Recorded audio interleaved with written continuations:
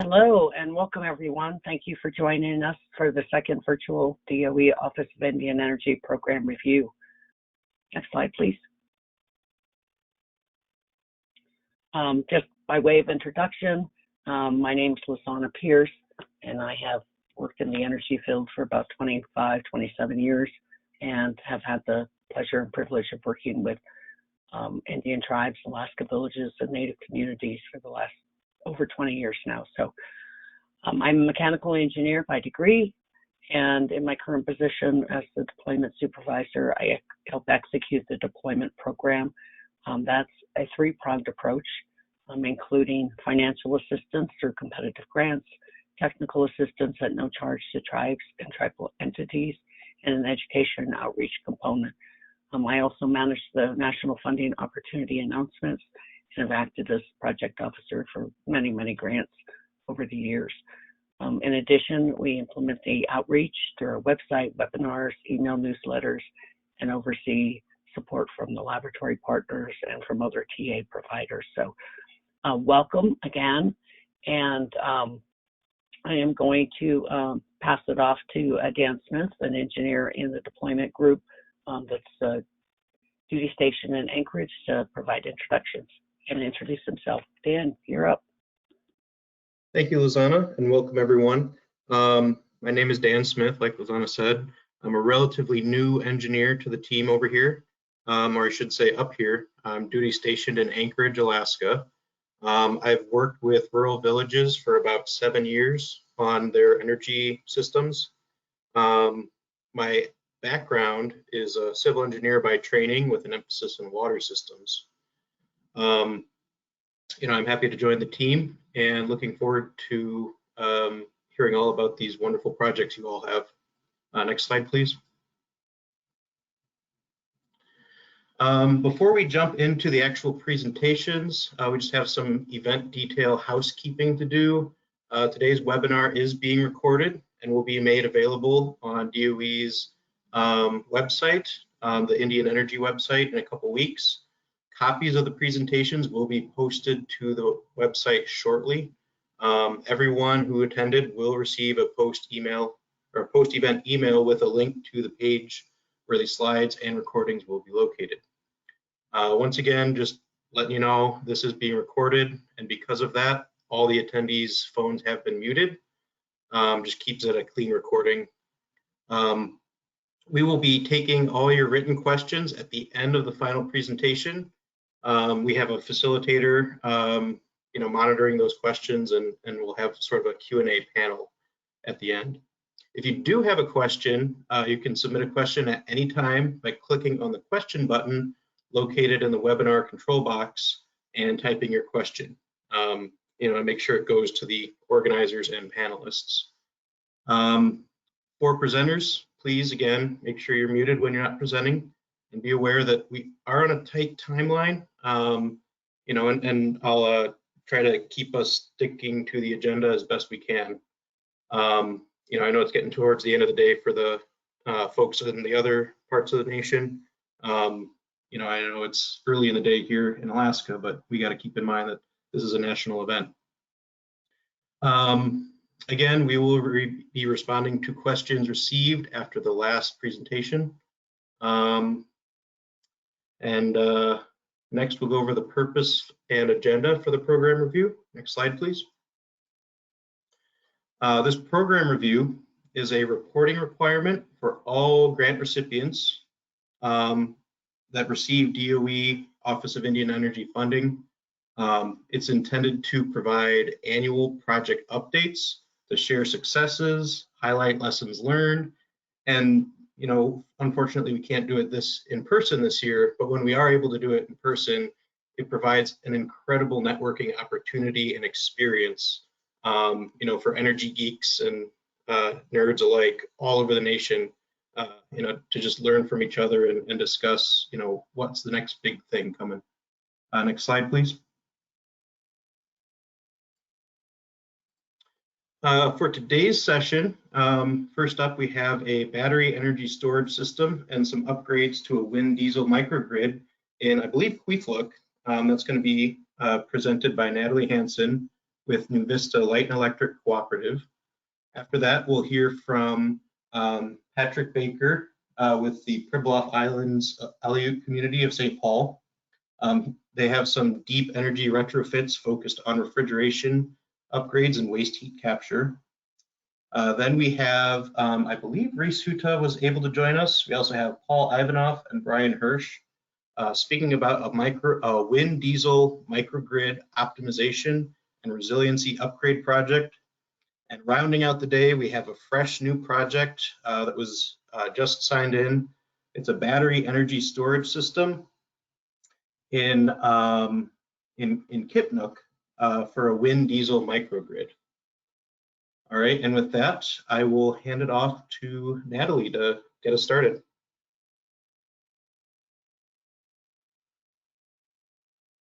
Hi, everyone. My name is Natalie Hansen, and I'm the Executive Director of Nuvista. I was born and raised on the Kuskokwim River in Bethel, Alaska, and went on to receive a Master's of Science degree in Civil Engineering from the University of Alaska Anchorage.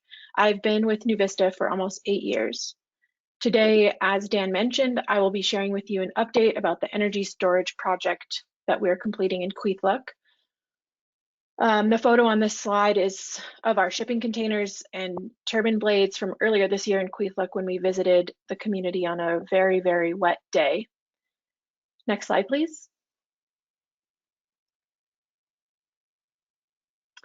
The Nuvista Kipnuk Energy Storage Project was funded under DOE Indian Energy Infrastructure Deployment on Tribal Lands program. Our tribal energy development organization is comprised of Kipnuk Incorporated, the Organized Village of Kipnuk, and Nuvista. And our period of performance is October 2019 through September 2023. Next slide, please. So the organization that I directly represent is Nuvista. We are a 501c3 nonprofit. We were started by a group of regional leaders in rural Western Alaska with the goal of helping our people find energy opportunities that carry our culture and traditional way of life into the future. Next slide. The area of Alaska that we serve is called the YukonKuskokwim Delta region, which is comprised of the Bethel census area and the UVAC census area. It's home to 56 tribes and nearly 30,000 people in a 58,000 square mile area. That's nearly the size of Iowa. Kipnuk is in the lower Kuskokwim subregion on this map along the Kuskokwim River. Next slide, please. Nuvista's mission is to achieve a more resilient and connected region while empowering our communities with access to affordable, sustainable energy infrastructure. Our approach focuses on locally driven energy planning and education, community energy efficiency efforts, and energy generation and transmission projects. That mission and focus brings us to the project in Kipnuk and our partnership with the local entities that make up our tribal energy development organization. Next slide. As I mentioned previously, our TEDO is made up of Kipnuk Incorporated and the Organized Village of Kipnuk and Nuvista. Kipnuk Inc. is the village corporation for their community formed under the Alaska Native Claims Settlement Act, or ANCSA, to manage money and lands for the people of Kipnuk. The corporation owns and operates Kipnuk Light Plant, which is the electric utility for all of the community. The Organized Village of Kipnuk is the federally recognized tribe of Kipnuk and is governed by a tribal council. The photo on this slide is George Guy, who is our primary project partner in Kipnuk. Bertha Prince on the left, that's Nuvista's energy program manager, and myself from earlier this year, that same really rainy day, if you couldn't tell. Next slide, please. In Yupik, which is the language primarily spoken in Kipnuk, Kipnuk translates to bad river. Kipnuk sits on the bank of the Kuskokwim River, and the channel is because the channel is always changing, so it's that's why they call it bad river. This map shows the location of our region with respect to the entire state of Alaska. The pullout is indicating the location of Kipnuk more specifically. Kipnuk is near the Killbuck Mountain Range, part of the Kuskokwim Mountains, which are just west of the Alaska Range. Life in Kipnuk centers around a subsistence lifestyle. Almost everyone participates in fishing, berry picking and gathering, and hunting for the majority of their food. Next slide, please. Kipnuk is a continuously growing community, and the median age is 23.8 years old. For context, the median age of Alaska is 34, and the United States is 38.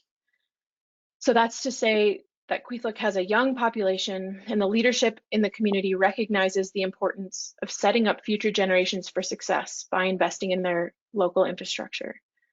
There are some other statistics on this slide that help paint the picture in Kipnuk. Many people live on a fixed income, which makes it especially impactful if we can improve energy security and even bring down the cost of energy in the community. Next slide, please.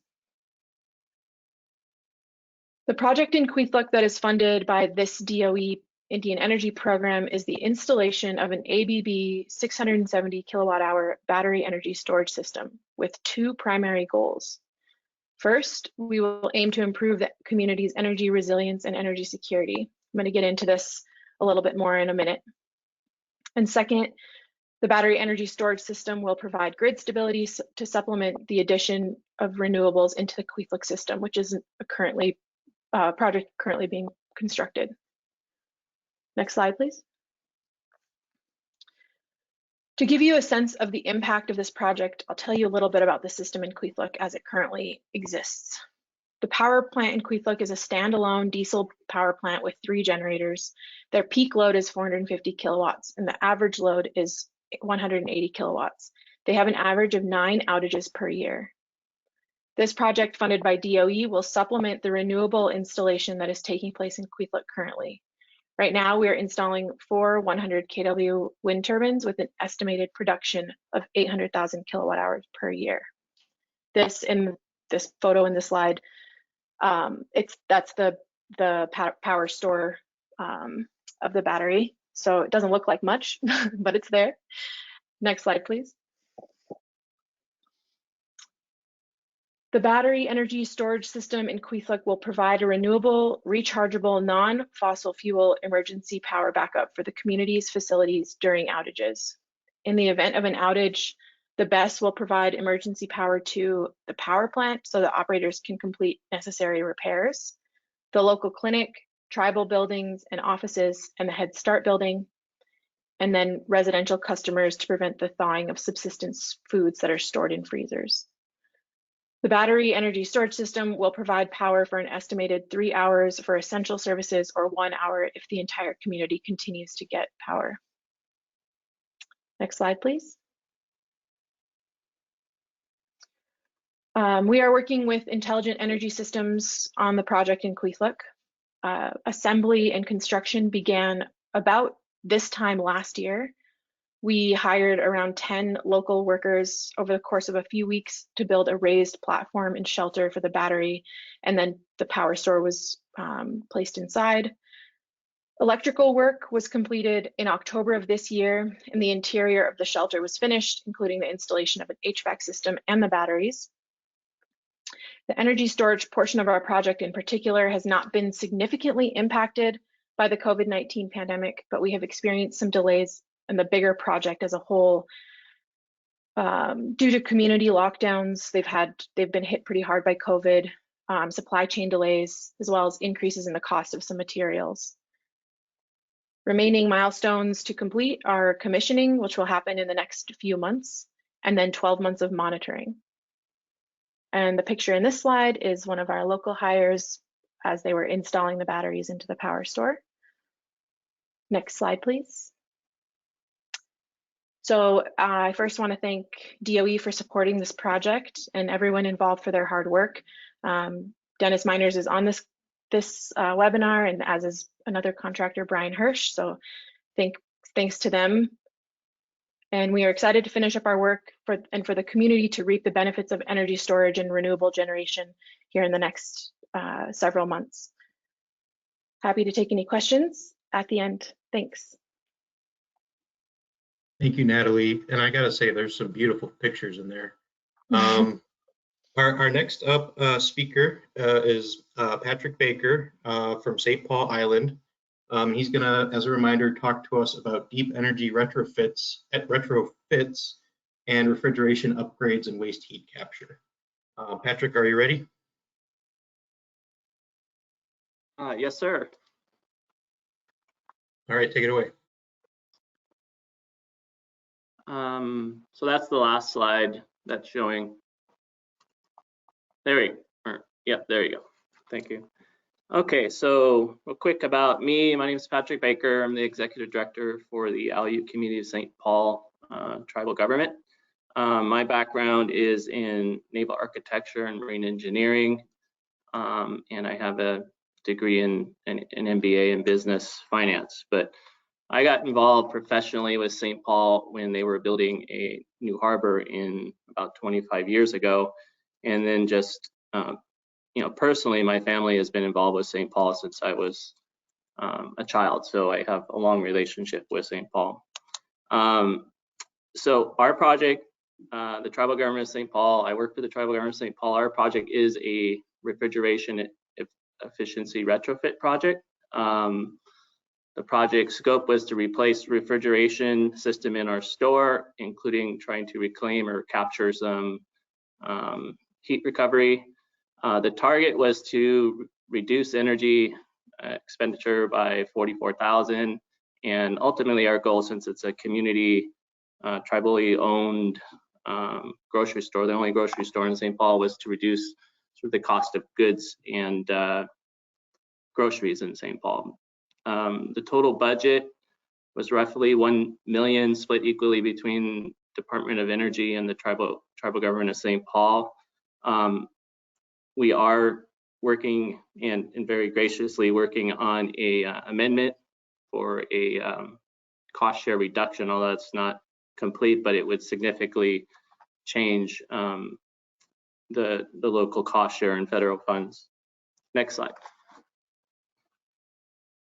Okay, a little bit about the tribal government. So we are a self-governing tribal government with 390 members in St. Paul Island. We have employees both in St. Paul and in Anchorage. I originally started working in St. Paul, spent about 8 years living and working in St. Paul, but now currently work with about 20 employees here in Anchorage. Our economy is fishing and tourism. Our annual budget is about 14 million, and it's split between government services, retail, and basically between government services and for-profit activities. Our kind of baseline diesel cost per gallon is $3.65, which is actually pretty good due to our location and accessibility via a deep water port, and electric is expensive at 49 cents per kilowatt. Next slide.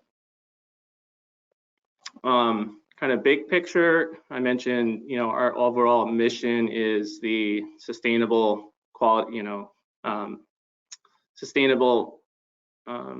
sustaining and providing for the welfare and quality of life for the Aleut community of St. Paul in St. Paul. So our overall picture is to increase, dollars into that community, and I primarily focus on sort of business development now.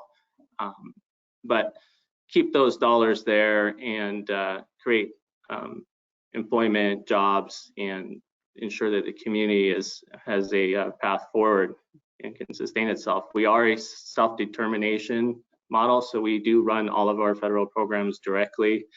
The store is a recent acquisition, and we acquired it from AC, Alaska Commercial Company, with the goal of creating new business opportunities and providing better jobs, including benefits for tribal members that work at the Aleut Community Store. And it originally started with an AC manager and now is currently managed by tribal members in St. Paul Island. Next slide. So we are located in the Pribilof Islands. You can see we are 800 miles west of Anchorage and 250 miles north of the Aleutian chain, so a very remote location, although accessible by air and importantly by marine. We have relatively good marine transportation due to the fishing industry and the deep water port in St. Paul that's ice-free all year. Next slide. This is a photo of the Aleut community of St. Paul, including our, our brand new small boat harbor. But as you can see, the Aleut community store is central to the community, and that what you're seeing is about 50% of the households and infrastructure in St. Paul. The other 50% I cropped out of the picture, but it's about equal in size as far as housing to the west in this photo. But you can see where the Aleut community store is located. Next slide. We inherited a lot of, St. Paul has a long history with the federal government, so we have a lot of old infrastructure. And I think one thing I forgot to mention that's important about St. Paul is that power is generated, it's a wind diesel power plant, so energy distribution on a community-wide scale is delivered between a partnership between our city government and our Native Corp TDX, who manages the wind towers, and together it's a wind diesel power delivery. And at the tribal government, we are one of the largest occupants of commercial and housing in St. Paul, obviously, but a lot of our infrastructure is old. So our focus in energy has really been around sort of energy efficiency projects, and haven't quite gotten into sort of how to, incorporate, solar or other sort of energy, renewable energies in specific sites. But in this picture, what you're looking at is our store. It was built in 1950. This is an old picture, but this is where the community store is located in site of our project. Next slide. Here you are looking inside of our store at the old refrigeration. This refrigeration was installed actually by me with Alaska Commercial in the mid-90s. So it's very old. Maintenance, the energy and the maintenance that was going into to keeping this equipment running was becoming very expensive for the store, and this was the focus of our energy, I guess, efficiency efforts. Next slide. Prior to pursuing this application with Department of Energy, we did an energy audit. In fact, we do this on many of our commercial buildings, but you can see kind of where energy is distributed, where the costs are distributed, with electricity being the vast majority, and that's really being, I think, when you look at the next slide, go ahead with the next slide. When you look at that, when you look at electricity being the main cost driver within that area, specifically electric energy, refrigeration was 73% of the input there. So the focus of the audit was to identify what the priorities should be, including sort of low-hanging fruit like LED lighting, followed by a focus on replacing the refrigeration to get maximum savings, and followed by heating and insulating. Next slide. Along with that audit, we looked at the baseline utility data. We were spending about $190,000 on energy going into the building for heating and lighting and refrigeration. Vast majority of that was electric, as you saw in the charts. And in addition with that, we looked at what capital costs to make those improvements would be, what the projected savings and payback would be. So with refrigeration, we're looking at a pretty substantial investment, which we're very fortunate to have the aid of Department of Energy to help us with obviously the biggest impact on energy savings and a 17-year payback. Next slide. Kind of get quite right to the results. We are at the very end of our project. So we've installed this equipment in 2020. We're in the 12th month of monitoring. in this table, you can see how the electric cost in kilowatts purchased have gone down, particularly in fiscal year 20 when we saw the introduction of we financed. It wasn't a very expensive project, but we introduced LED lighting throughout the store. 2021, you see the effects of installation of the new refrigeration. Overall, between those two, we were realizing almost 55,000 in savings. We were able to recover some heat out of our refrigeration system. So you can see between in the second table, lower table, you can see how at the completion of pretty much September of 20, we were fully installed with the new refrigeration.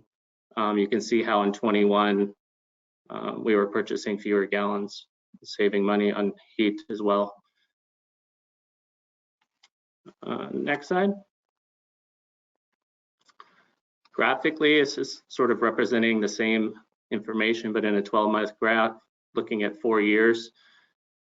So you can see I'm colorblind, so like the column to the right in each of the months, the furthest to the right is the most recent year, and when you see the benefit of all of the savings, the heat recovery, or in the case of the kilowatts used, the LED and the refrigeration, pretty significant savings for our community.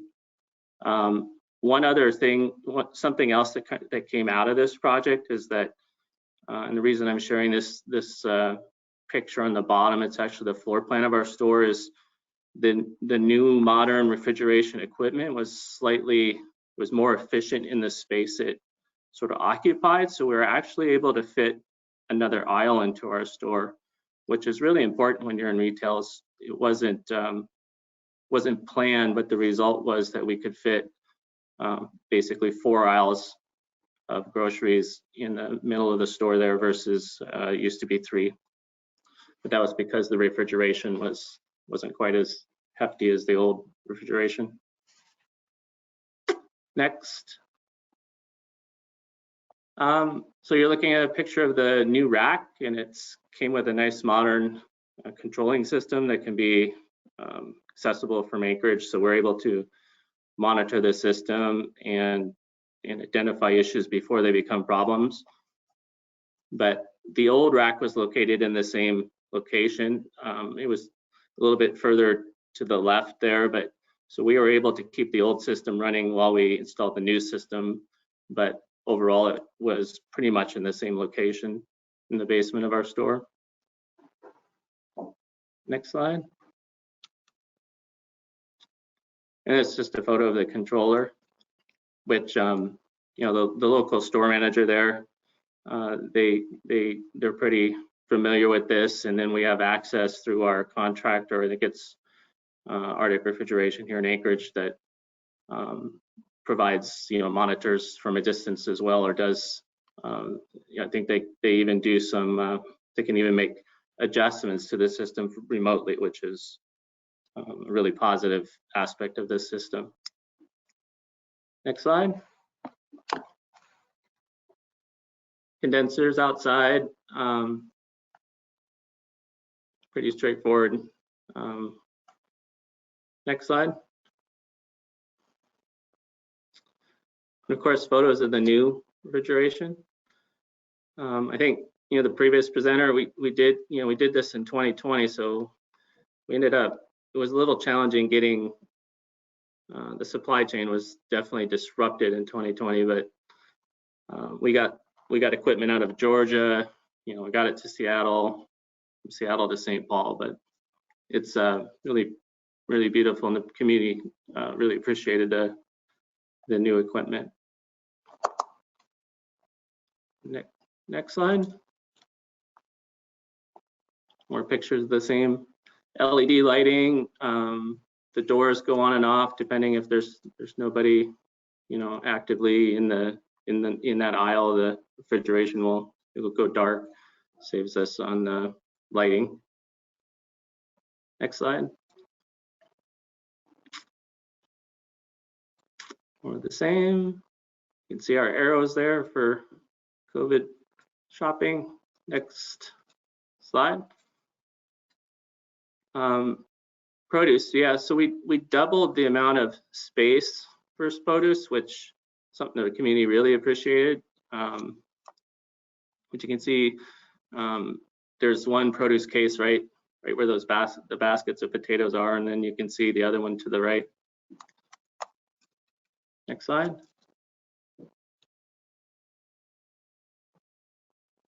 Next slide.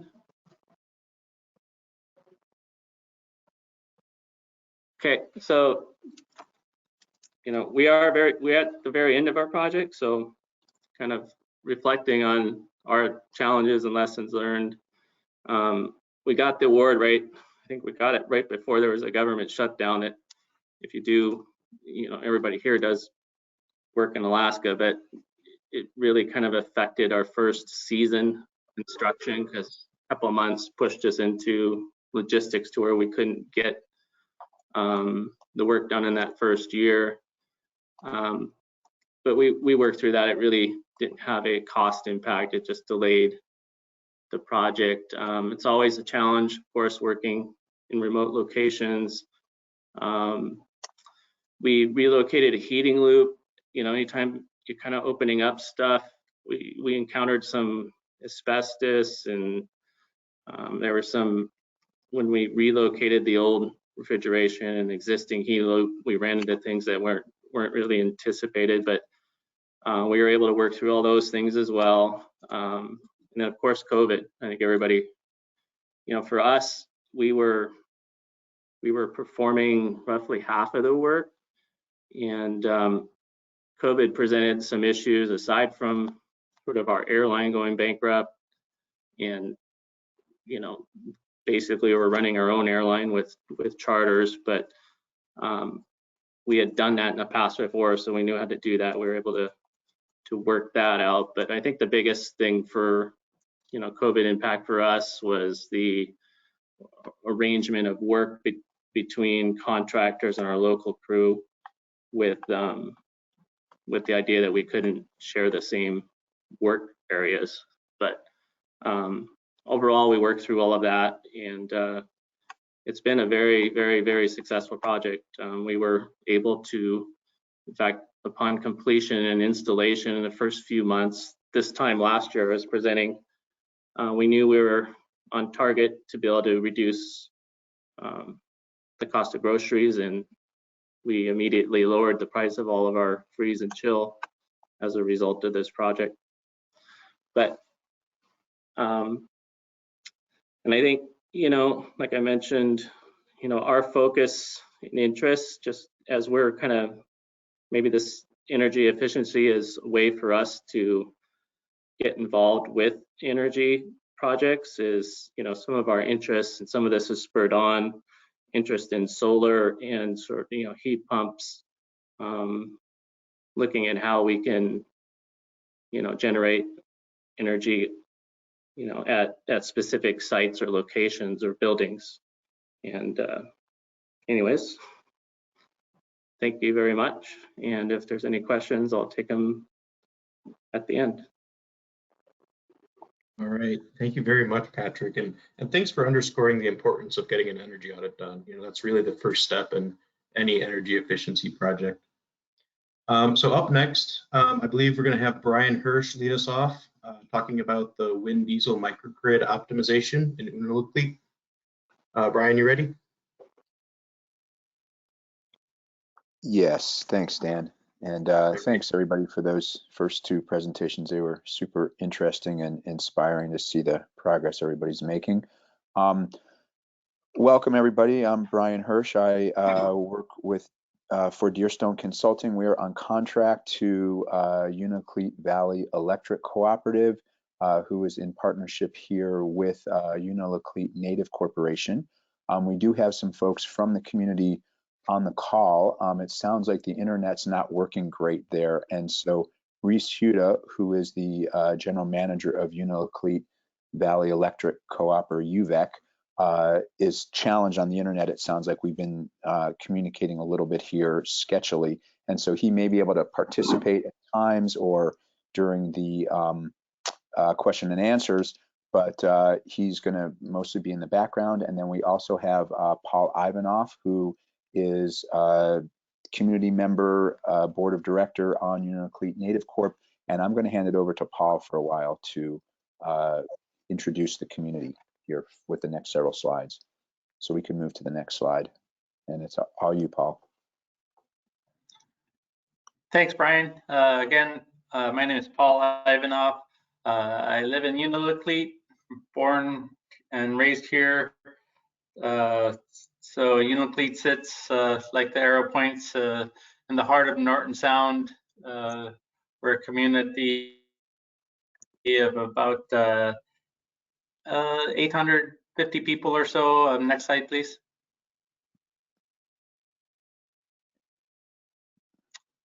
Check that, 745 residents at the last count, which are about 78% Alaska Natives. We're approximately 400 miles from the road system, and Nome is about 150 miles northwest of Unalakleet. Unalakleet Native Corporation is the landowner of almost all the land surrounding Unalakleet, including the where the Northwind 100s are set on, and Unalakleet Valley Electrical Cooperative as our service provider. Next slide, please.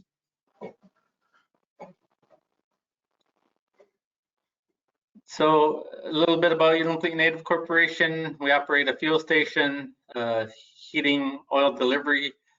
We have a grocery store, a burger restaurant, and a vehicle repair garage, all located here in Unalakleet. UNC leases land, both residential and for residential and commercial buildings, and we also have an office building in Unalakleet. Most of our operating activities are concentrated in Western Alaska, but recently we expanded to 8A government contracting. Oops. Like St. Paul, I think we probably had the same airline that went bankrupt, and we lost air service for a while. Fortunately, we had a local airline step up and was able to provide air service for 2 days a week.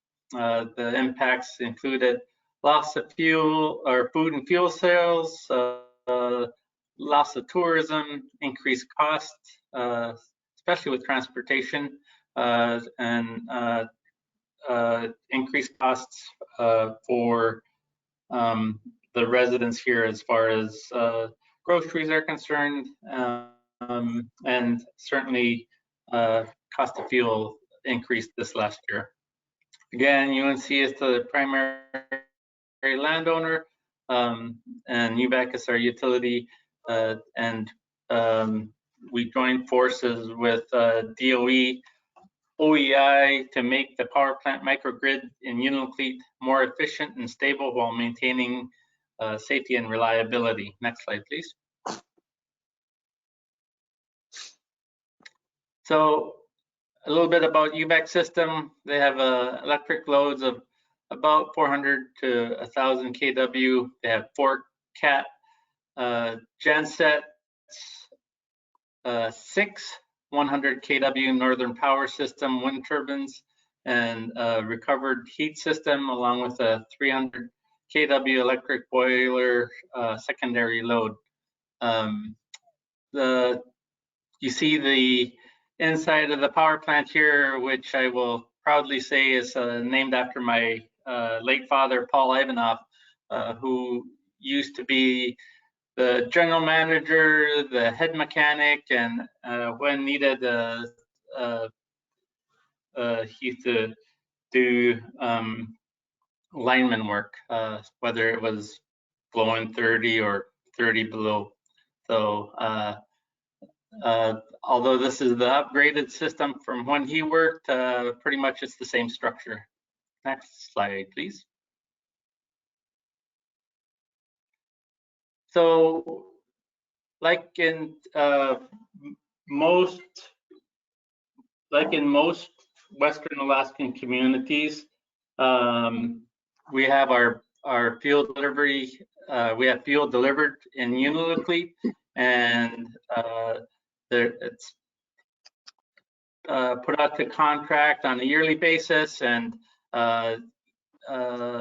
for all of Western Alaska, the fuel is delivered, and the price is set for an entire year. So this is a picture of Crowley, and there's another barge, Vitus Marine, that delivers fuel.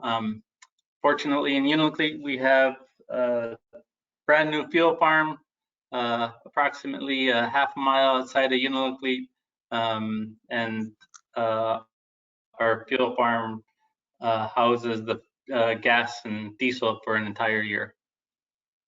Next slide, please.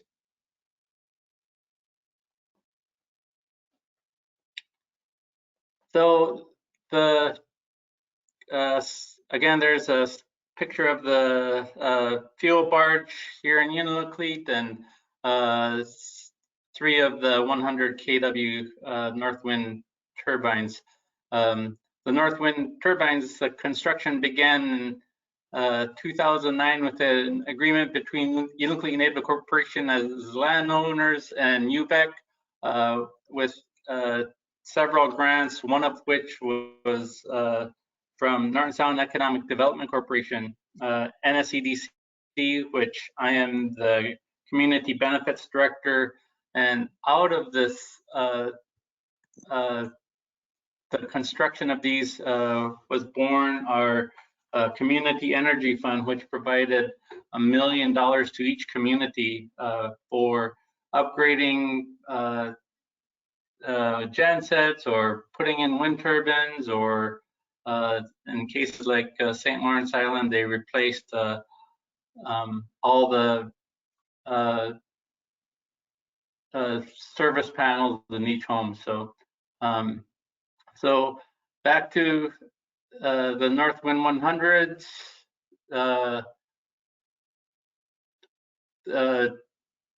Where am I?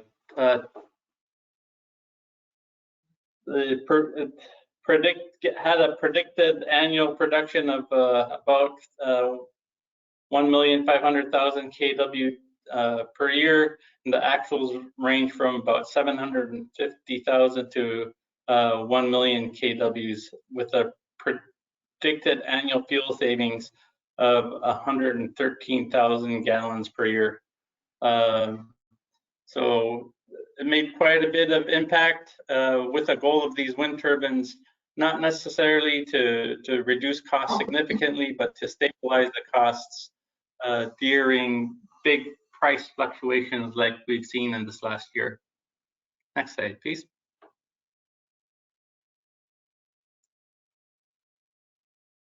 So from here, I'll let Brian Hirsch take over, and he could explain a little bit more about the project and the impact of wind energy on Unalakleet and UVAC.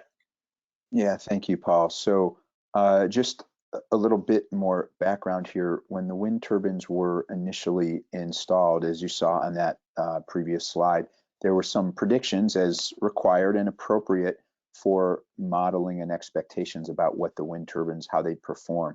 And while they've done fairly well, you see there's a fairly big gap between what was initially projected and the current performance. Some of that has to do with just repairs on the system, that the wind turbines sometimes are down and they need to be repaired, and the folks who do the repairs were based in Vermont, Northern Power. They went out of business. They were bought out essentially, or the repair business was bought and based in the Midwest somewhere. I think it's partly in Ohio and Nebraska. And so there is a company that comes out and does some work, but that's one of the causes, as well as the integration. At times the wind is too much for the existing diesel system. And so the overall concept is to get more of the wind onto the grid and save additional fuel. and money. Nonetheless, from what you see here on this slide, the 70,000 gallons that are saved on an annual basis basically save about 29% of the fuel surcharge costs, or 4.89 cents per kilowatt hour.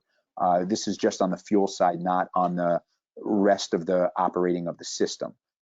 But so, as Paul was just mentioning earlier, this both helps in the future, but it also just stabilizes the costs. As we've seen just this year, fuel prices have increased substantially. And fortunately for many of the communities in Alaska, the fuel increases occurred after they bought their fuel for the whole year. But in the past, like last year, for example, when the fuel prices really dropped at the beginning of COVID, a lot of communities had already locked in prices that were much higher. So they didn't get to benefit from the drop in fuel prices last year. So the point here is that we are trying, and this was the basis of the proposal to DOE, was to improve the amount of wind generation and save fuel. So moving on to the next slide, please.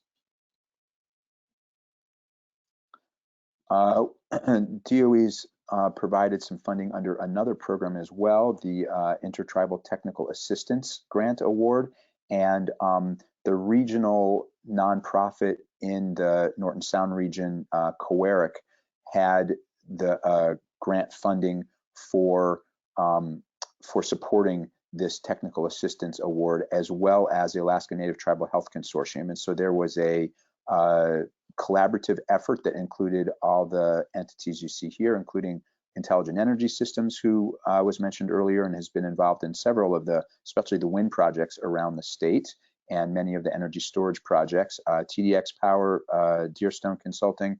And so we had a whole group of people, kind of the best minds, or people who had a lot of experience in the region and across the state, really digging into some of the challenges. So this led to the next slide, a report that turned into a grant application.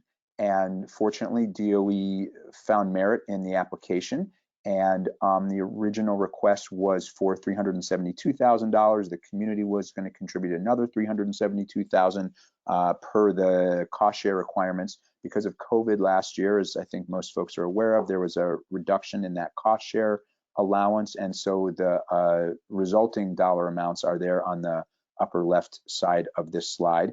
And the goals here were to increase wind penetration by 63%. And displacing an additional 43 or almost 44,000 gallons of diesel fuel, equivalent to $131,000. And the annual maintenance cost decrease of $33,800 was really primarily based on less use of the diesel generators. Currently, and we'll explain this a little bit more in the next few slides, when there is a large wind event in the community, which it's quite windy, it's right on the coast, as you saw in the earlier maps. And when there is a large wind event and all the wind kicks on, it requires a second diesel generator to turn on to stabilize the system, which is absolutely the opposite of what you'd like. You'd think when there's more wind, there should be less diesel required. But because of the reactive power requirements of the way the system is currently configured, it results in actually turning a second diesel generator on. So that not only increases your fuel burn, but it also increases your maintenance costs, because the more hours you have a diesel generator running, the more frequently you need to overhaul it and maintain it, whether it's the kind of very basic things like engine and filter change, oil and filter changes, or larger overhauls of the entire system. So by reducing the amount of time there are two diesel generators running to when there's just one diesel generator running, that's a fairly substantial increase. It's really just like a, nothing but pure benefit. So those are some of the benefits that we had identified for the project. And so on to the next slide, please. So the technical assistance request and the grant application focused on these four areas. The power line, the voltage on the power line capacity is too low. And in the original design of the wind farm and the interconnection to the rest of the electric grid, afterwards we looked and we saw that the original design called for a higher voltage, and they basically ran out of money from the original construction. And so the wind turbines work, certainly, but because of this power line constraint, there is grid instability and reactive power requirements that are only able to be filled by turning on a second diesel generator. Capacitor bank was also initially designed to help to stabilize the system. There were some harmonics in the distribution system, in part because of the restricted capacity on the power line for the wind turbine. But the capacitor bank had blown out when we'd gotten there. It didn't work anymore. And so that was a secondary area of focus that we had identified and that we want to try to address. The secondary load controller electric boiler is also used for grid stabilization. And when there's a lot of wind and you can turn that on, you're also saving diesel fuel, because instead of burning diesel fuel directly from a heater, you're using some of the wind, converting it to heat in the electric boiler and keeping your diesel boiler off.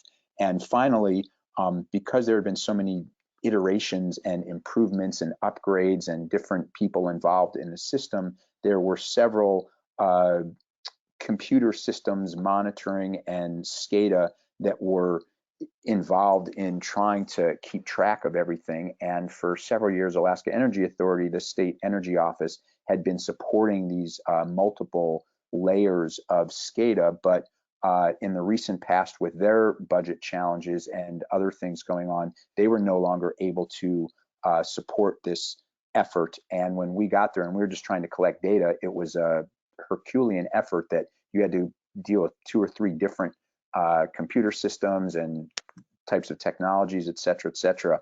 And so the goal from a management perspective is to get everything consolidated on a single computer screen and all talking to each other and being able to monitor and manage the system from one perspective.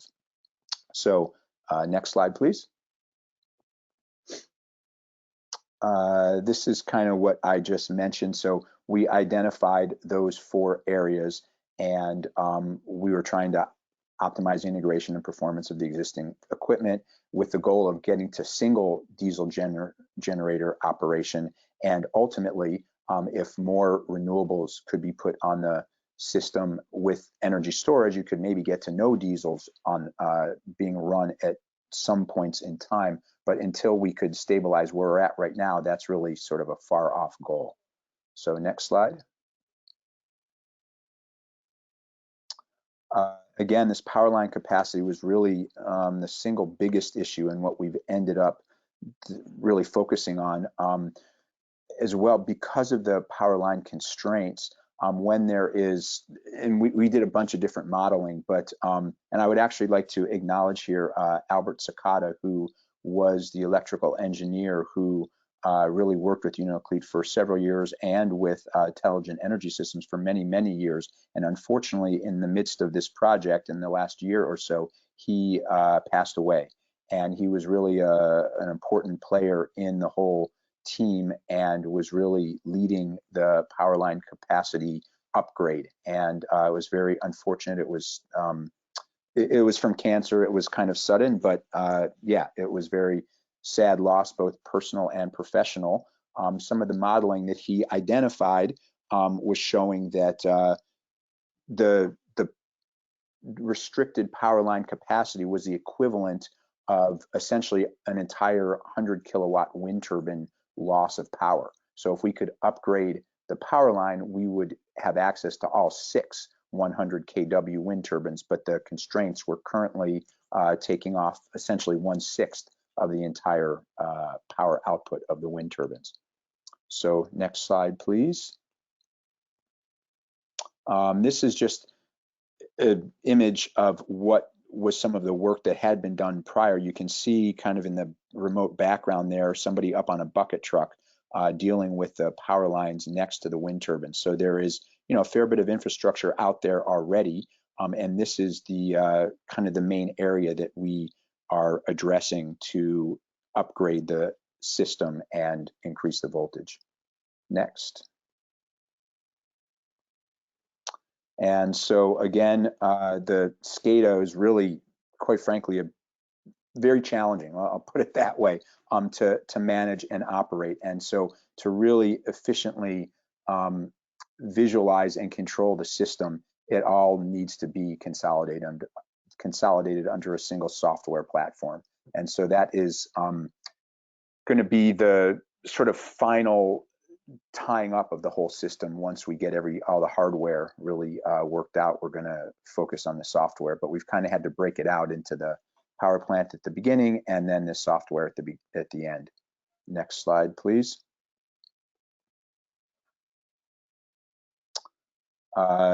Yeah, so as mentioned here, this voltage drop, the current line voltage is at 4160, and we have proposed to move that up to 12.4 kV.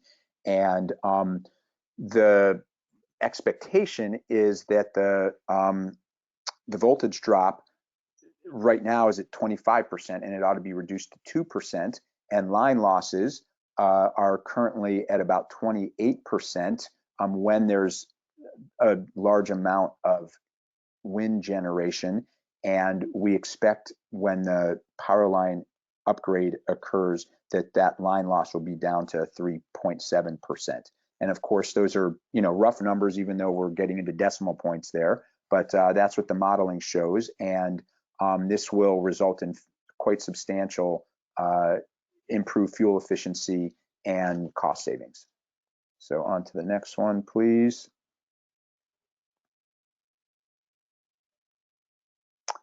So as mentioned here, these are our priorities, is really focusing on the power line upgrade first, and then we're going to deal with the Scada and everything else second. As mentioned earlier, this COVID in particular, even moving forward, looking right now, price escalation of transformers and other construction materials is substantial, as well as lead times. We're talking between 8 months and a year, they're telling us right now, for transformers. And there may be some ways to skirt that a little bit and shorten the lead time challenges, but we're talking quite substantial issues. And because we lost the lead consulting engineer and this airline service, I was told that in Unalakleet, it used to be a round trip ticket to Anchorage was about $600.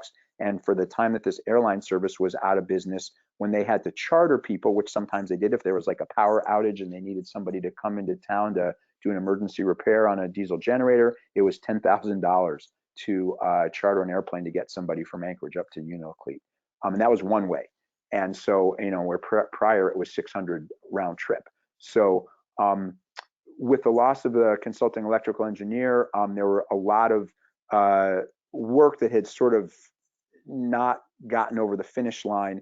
And the result of that was that the community decided to issue a request for proposals and kind of start all over again to make sure that whatever was started that hadn't been finished was started over again, essentially, and that there was a cohesive sequence from beginning to end. And so we ended up having to create a request for proposals and sort of take a couple steps backwards before we could move forwards. Next slide, please.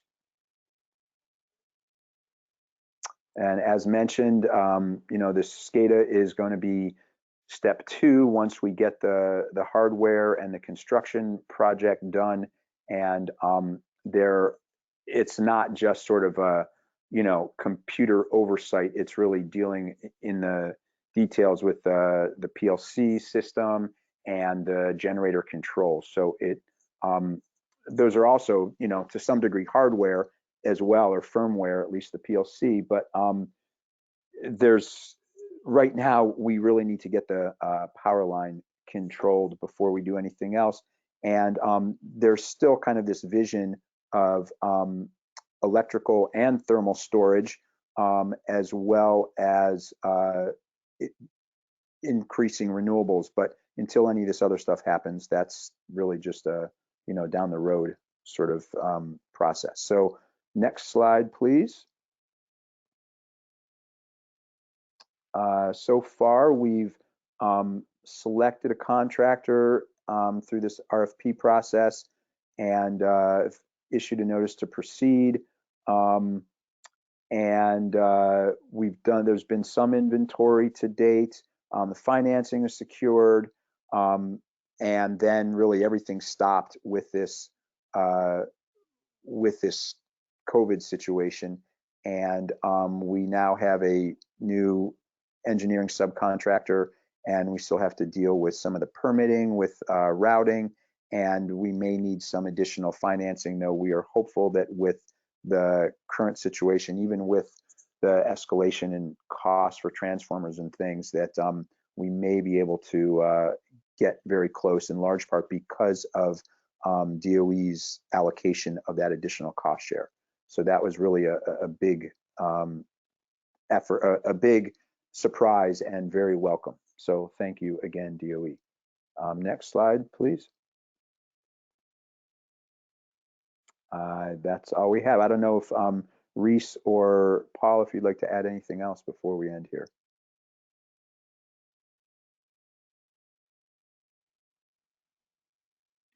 Nope, I think it's good. Thanks. All right. Thank you All right, all. thanks Brian, and thanks Paul. You know, again, that sounds like a very critical project, and I'm glad it's you know, coming along despite all the challenges you've encountered. And so for our last presentation today, you know, we're a little ahead of time, you know, so that's good. Our last presentation is a brand new project that was just approved for funding recently. It's a battery energy storage system for another wind diesel microgrid in Kipnuk. And joining us today to talk about it is Dennis. So Dennis, whenever you're ready, take it away. Hi there. My name is Dennis Miners. I'm the principal at Intelligent Energy Systems in Anchorage, and we've been working with the community of Kipnuk, so sorry about that, for maybe 10 years to help develop their wind systems and reduce their dependency on fossil fuels. So maybe there's a little bit, the manager at the utility is Tristan Carl.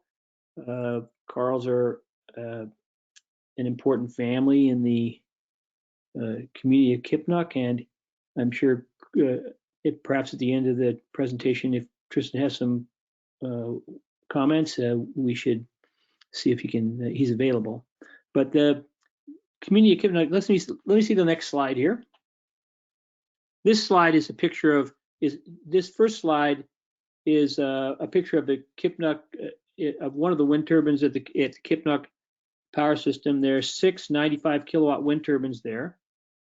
They were installed in 2019 and came online in 2020. The Kipnuk Light Plant is the operator of the electrical system. They're a tribally owned utility and run by a tribal board of directors.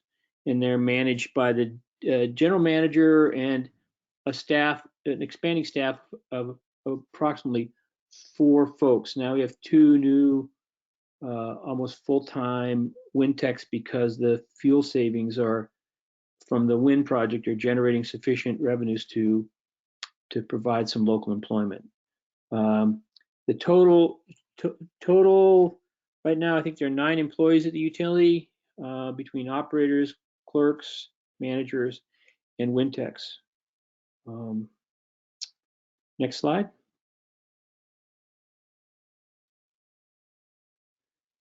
Kipnuk is located on the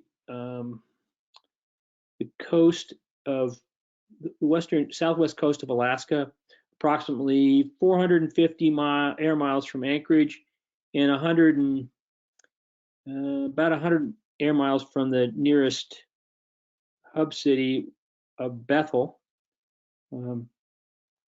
They have population usually fluctuate between 650 people to as many as 750 people as they move. Often there's a lot of movement between different communities, but Kipnuk has a cost of electricity of 69 cents. Next slide.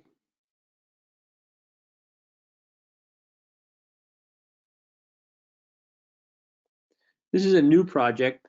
Last year, the 6 wind turbines displaced approximately 40,000. By the end of the year, they will have displaced approximately 40 to 45,000 gallons of fuel at the diesel plant. And to increase that integration, we needed some way to stabilize the grid.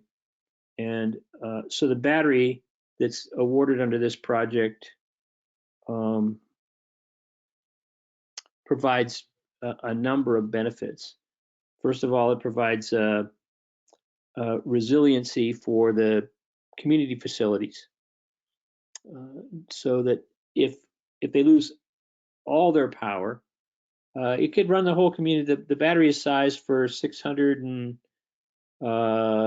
about 670 kilowatt hours with a nominally 500 kilowatt power converter, so they could run the whole community for at least an hour. They could run just the power plant so they could effect repairs for probably 12 hours or more, and meet the needs of critical community facilities like the tribal office, the clinic, the water and sewer system for at least 3 to 4 hours without any diesel online. The Kipnuk, along with the neighboring communities of Quigillingok, Congiganak, and Tuntatuliak, got together almost 15 years ago to work together to develop their wind resources in the region. So by the end of 2019, all 4 of those villages had wind systems. They're all pretty similar, and they all work together to build them. The community of Kipnuk, probably 90% of the construction of the wind project was completed by local tribal members. So the community is able to maintain almost all their own equipment. It really did a remarkable job, but it was based on the experience working in other communities and the training that was received on other projects in the region. Next slide, please. The current energy system has a load of, they produce somewhere nearly 2 million kilowatt hours a year of electricity. And they have a peak load right around 400 kilowatts and an average load around 230 kilowatts. The wind power, the system currently generates surplus wind power and heats 40 tribal homes using electric thermal storage. The wind project also involved installing a heat recovery loop to the power plant to heat the tribal building. Before, they had no heat in the power plant and in the tribal building. So I think the wind project itself provided the basic infrastructure for improving energy use in the community, energy supply. But the battery is going to make probably the biggest difference in increasing efficiency and the effectiveness of the wind system. Next, please. Next slide. We're proposing to install a 500 kilowatt, 677 kilowatt hour eMesh power store-like battery energy storage system. These are packaged systems. They include the batteries, the power converter, the power conditioning system. Very often we put these, we don't really feel that the packaging of these is sufficient for a village project, and so we'll place these in a small building. It allows you to protect the battery bank, condition the heat a little bit more effectively, but also if you need to work on the system in the middle of the winter, you're able to access the batteries, the power converter, without having it buried in a snowbank or being inconvenient for. You have to wait till the weather improves before you can work on it. Our analysis, and with the experience in other villages, we expect that this wind system, which is very productive, to transition the community from it. Currently, they can't run diesel off right now, but when the battery's in, it's estimated that the diesel engines will be able to be turned off over half the year, and the fuel savings from the power plant at the power plant should exceed 90,000 gallons a year. Right now, that the target, it looks like we're on target for 40,000 gallons of fuel displacement a year at the power plant. That frees up a lot of money to then pay the wind techs and the power plant operators better than they could before. So next slide, please. Yeah, and so I probably talked about this. This is, the two objectives of the project, which are, well, there were three objectives of the project, which are improve tribal resiliency. If and when the power goes out, and it usually does, there's 4 or 5 outages a year. Very often they're in the middle of the winter. They only last a couple of hours, but the battery will be able to provide emergency power to most of the tribal buildings. It won't be able to provide it to the school, but there'll be a broadcast put to the community to conserve energy. If they get their load down to below 200 kilowatt hours, it probably support most of the community for close to 3 hours. But if it's just emergency facilities, 3 to 4 hours is the expectation. And so the battery alone can provide sufficient energy to the community to power most critical needs for several hours. So that next, and the other thing is that the battery provides a rechargeable source of energy. So it's recharged from the wind turbines, where the system can recharge the battery using the diesel engine, but mostly it's designed to recharge it from the wind. And because there's sufficient battery energy storage and power conversion in that system, if people want to expand into renewables, either individually on homes or on, say, solar on homes or solar on tribal buildings or community solar, that's easily integrated now because the control and stabilization backbone's there. So resiliency could be improved through the addition of other renewables during the summertime or even additional wind turbines. Next slide.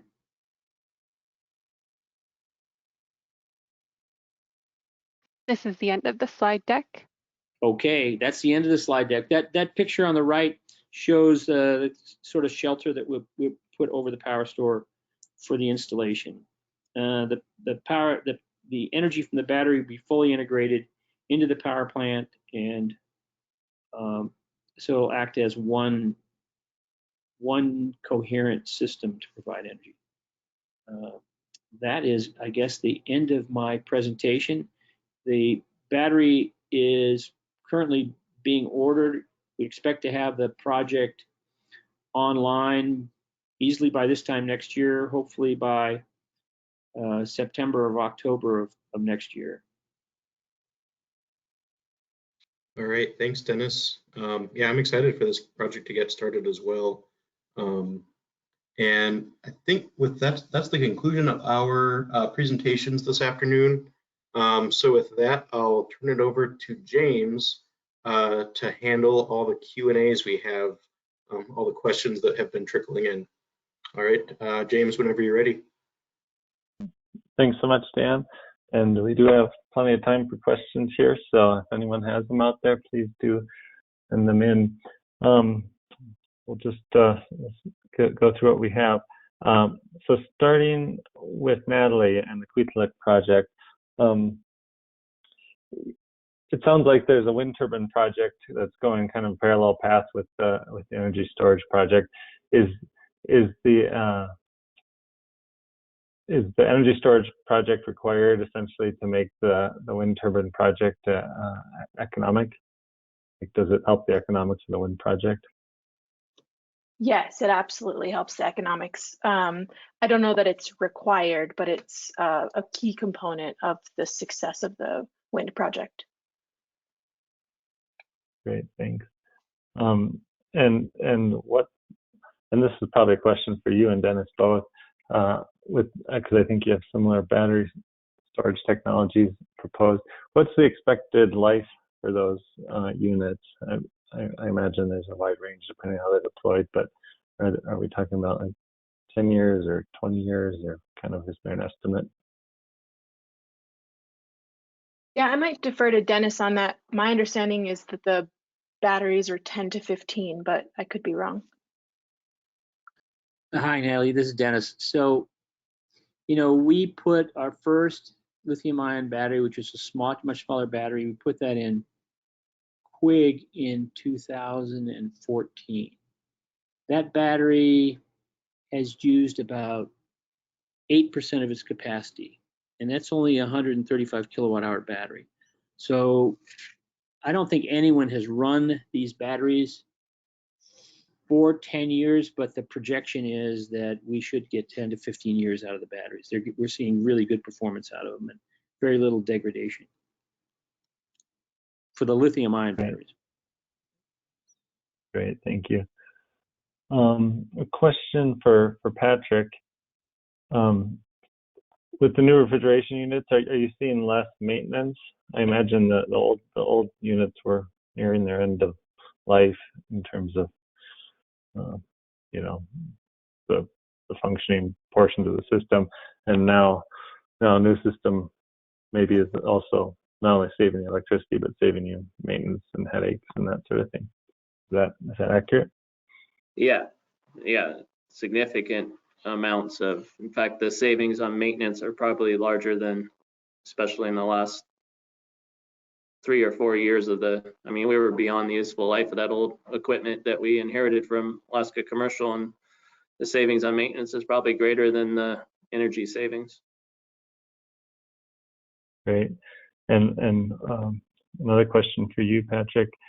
With that additional space in the shop due to the reduced size of the refrigeration equipment, are you stocking more, like a greater variety of items, or just more of what you previously had? Yeah, we've increased. I think, yeah, we're stocking. We are, we have a food bank downstairs as well that we supply with goods, but I guess one of the issues we faced having an external Canadian company running our grocery store is they were trying to optimize profits, and they weren't shelving or maintaining inventory levels. They were controlling inventory levels and limiting sort of products. Some of it's grocery, some of it's general merchandise, a lot of it's general merchandise.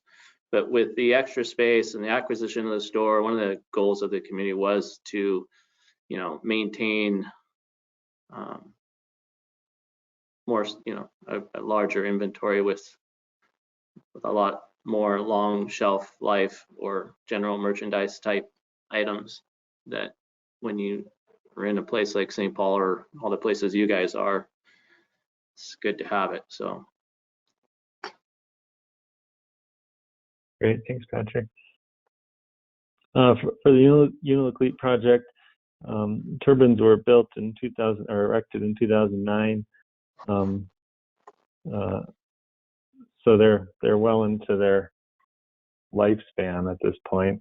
Are you expecting to get, you know, I guess what is the expected lifespan of the turbines you have on site, and what sort of are you going to be able to keep those going indefinitely with turbine blade replacements and that sort of thing, or do you have a plan to eventually, you know, install new or different turbines at the site? Reese, are you able to answer? Are you have any internet access there?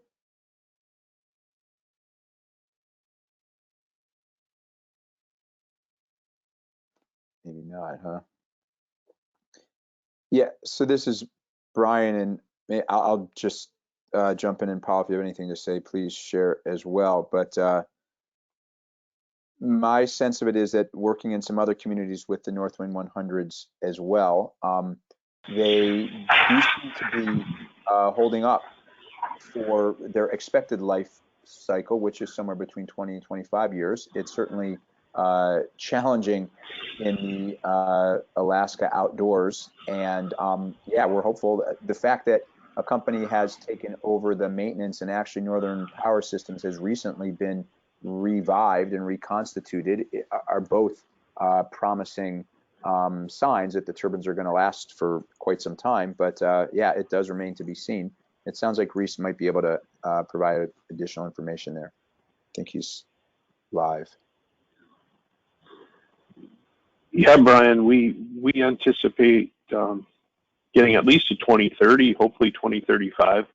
We have done a comprehensive 10-year inspection last year, including vibrational analysis and blade inspection by drone. We've been really lucky as to not have any blade damage or delamination that couldn't be, you know, immediately remedied on site. So we're continuing to monitor that, but we are looking forward to hopefully the next generation. We know the foundations and the structures will be sound for some time. So when it comes to repower, we hope to be able to make that jump.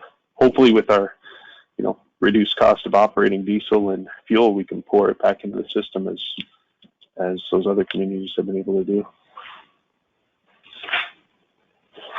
Great, thanks, Reese and Brian. A question for you, Dennis, at the Kipnuk project. How is the battery storage system going to impact the use of the electric thermal storage units? Hi there. Thanks for that question. So right now, the wind turbines, are, we have a power controller on them, a variable speed drive on the rotor, and so we're not running them at full RPM. So they're restricted right now because we're unable to, some of the power output is currently curtailed. So for instance, we have 40 electric thermal storage units and the electric boiler in the power plant. When the diesel engines run down to their minimum load set point and the electric thermal storage devices are full, or the heat recovery loop is overheating, we begin to curtail wind turbines. You can curtail them in a couple of ways. We can turn them down, or we usually just shut them off and just run fewer turbines. The combination of the batteries plus the electric thermal storage allows us to get more production out of the wind turbines. So we can run the wind turbines both at a higher RPM and keep them online longer with the battery. So they're complementary. Electric thermal storage provides long-term storage. In most of the houses, when we look at heat loss, we're using a Steffes 2105 in there. It provides in a poorly insulated house about 10 to 12 hours of additional heat. In a well-insulated house, you probably get about 18 hours, and each of those devices charges up in approximately 5.5 hours. So they're complementary. The wind turbine, the battery system usually does not work too hard when you get a when you have a lot of renewables on there. The battery stabilizes the grid, provides the voltage reference, and then it just fills in gaps in the wind in the wind output and the load. And any surplus up and above that goes to the electric thermal storage or goes to the boiler. So the more electric thermal storage you have, the more renewables you have, the fewer impacts, or the less you need the batteries. So you might have many small charges on the battery, say 1 or 2 kilowatts, or you might have a 20 or 30 kilowatt load on the battery for 20 seconds or something, but you're not getting all those deep cycles. So the electric thermal storage as long-term storage extends the life of the batteries and allows you to increase the renewable penetration. So they work together. Great, thanks, Dennis. Another question for you on the Kipnuk project. Is there, how will the essential loads be served versus, just the community in general? Is there a mechanism by which the essential loads can be isolated, or is it just kind of a internal or communication with the community to serve the essential loads? So the Kipnuk Light Plant has an automatic meter reading system for many of the homes and the facilities. And so in that meter reading system centrally, they can disconnect specific meters on the load. So it has an automatic disconnect switch so that the operator could select which meters could be activated, or even rotate them if you wanted to. So there's a way to control energy use in emergency. But other than that, there's no automated control system right now that selects those. So it's a manual decision by the utility manager. Great, thanks, Dennis. So Patrick has a question, and I asked him to write it down, but I'll just have you ask it, Patrick, and it's for you, Dennis. So if you want to unmute Patrick, you can ask Dennis a question. Yeah, thanks. So I mentioned our community that the corporation and city are working on generating power and distributing the whole community, and we've focused on energy efficiency throughout our community. We have a number of commercial buildings. We've done retrofits on like 80 homes, and we've always monitored and been interested in, I don't know if it's called microgeneration, but the idea of incorporating solar or wind into facilities or houses to generate power sort of locally at that specific location. And we attempted wind, but we kind of encountered these issues with the tower or safety issues that if it were to fall over, it has to fall on your lot and things like this that kind of prevented us from incorporating wind into sort of those types of applications. But there was a mention of a battery and with technology kind of moving along with solar. And we had looked at our store because we have a south-facing side of that store and roof. There was a mention in your presentation about a battery that might work better for like a facility application or site-specific building application. I was interested if you could repeat that or mention that, or recommend,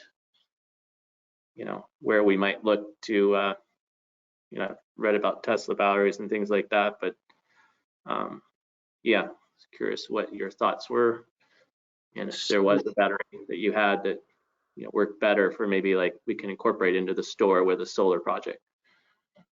So Patrick, one thing you can do is ask NREL for tribal technical assistance. Is that correct, Lizana? Okay, so I think they're going to give you. That's correct. Okay. Just go online, Patrick, submit a TA request, and we can have the conversation. So I think that's a great place to start. But in terms of direction, I think the direction and anybody can jump in and jump on me if they want, but I think the general direction is toward this beneficial electrification, where in the future, most of the energy loads are going to be met with a combination of renewable energy, energy efficiency, energy storage, and energy management. And that means the whole broad sector of loads, whether it's electricity, heat, or transportation. And so,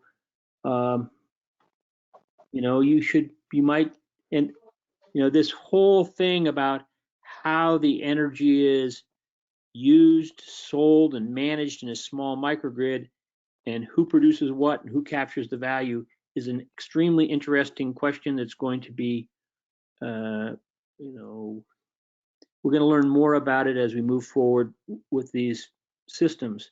So let's say you're in the community and the store produces a certain amount of energy. I mean, they use a certain amount of energy, and that those costs are built into the operation of the utility. If you pull off, does that mean the costs go up or down for everybody else in that are customers of the utility? So should you have your own individual systems, or should there be community systems? I don't have a good answer for that. I think those answers are starting to be developed. And what do the systems look like in the future? Well, I think they're going to be a combination of those things. But yeah, you could have a battery. It could be in your vehicle. You could have solar on your roof. You could have some agreement where everyone gets together and they have a community system and they buy and sell across a different energy management system. But all those things are happening. I think the opportunities are out there, and I would contact NREL and ask for some technical assistance. Actually, you contact the Office of Indian Energy and ask for technical assistance, and we'll decide who the appropriate provider would be for that. Thank you. Right. Sorry about that, Luzana. James, do we have more questions or? No, that was our last question. So I'm happy that we could get some of that networking in, even though we're not in person. But yeah, thanks. Oh, go ahead. No, I was just saying thanks. I'm all done. No more questions. All right, thank you, James. And yeah, I'm glad we were able to capture some of that networking magic that we're missing this year because we're doing it virtually. But we found a way to prevail. But yeah, I just want to thank everyone for the stories on all your very impactful projects. And that final discussion we just had about optimization, technical assistance.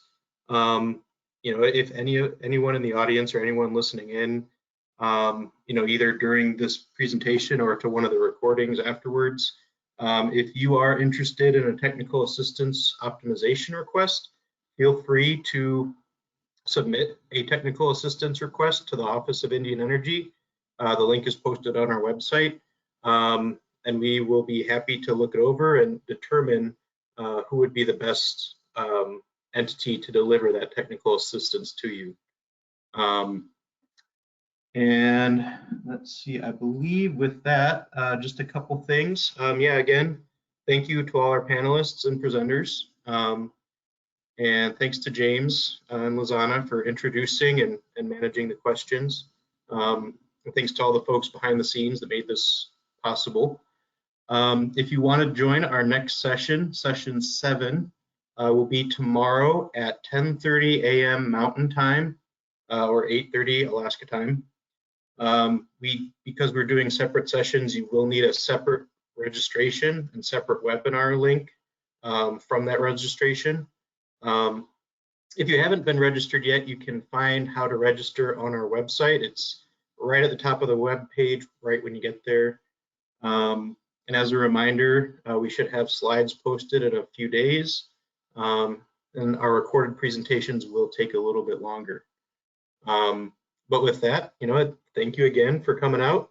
It's been great, and we will talk to you tomorrow. Thank you.